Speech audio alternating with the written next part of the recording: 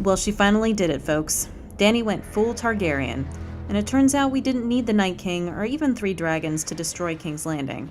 The true White Walkers were actually all the dragon queens we met along the way.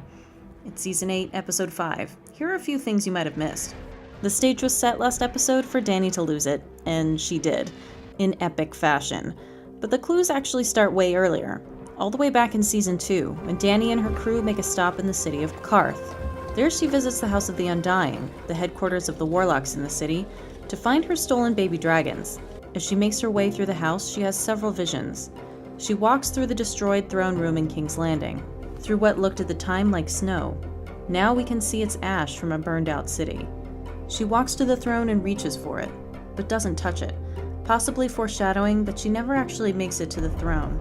She's drawn away to the north, toward her love, at the time, Drogo, past the wall.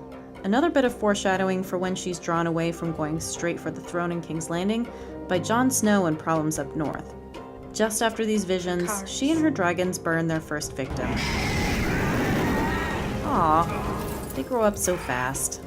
Another vision, this time Bran's in Season 6, holds yet another clue. Burn them all! Did you catch it?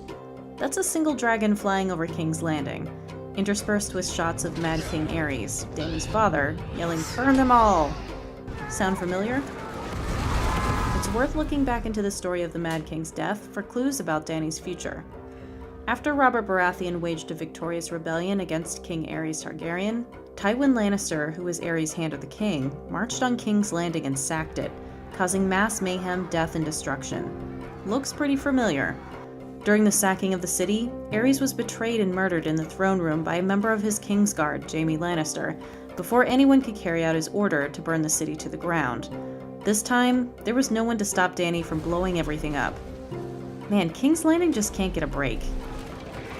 A big theme this series is remembering the past. Can we learn from it, or are we doomed to repeat it?